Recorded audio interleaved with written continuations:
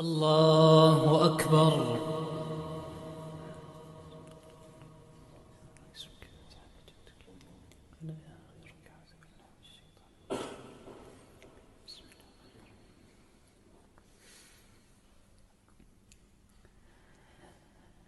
الحمد لله رب العالمين الرحمن الرحيم مالك يوم الدين إياك نعبد وإياك نستعين اهدنا الصراط المستقيم صراط الذين أنعمت عليهم غير المغضوب عليهم ولا الضالين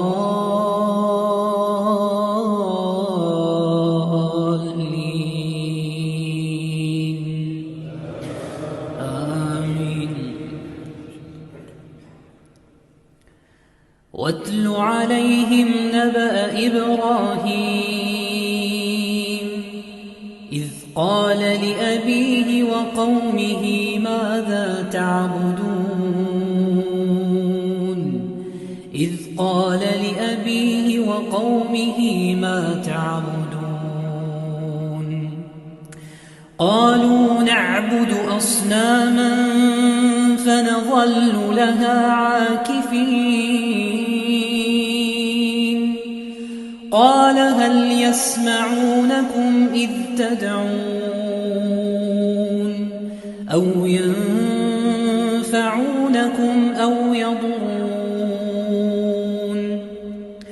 قالوا بل وجدنا آباءنا كذلك يفعلون قال أفرأيتم ما كنتم تعبدون أنتم وآباؤكم الأقدمون فإنهم عدو لي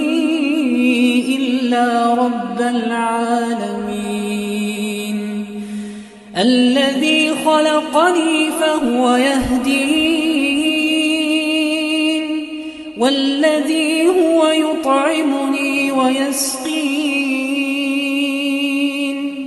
وإذا مرضت فهو يشفين والذي يميتني ثم يحيين والذي أطمع أن يغفر لي خطيئتي يوم الدين رب هب لي حكما وألحقني بالصالحين واجعل لي لسان صدق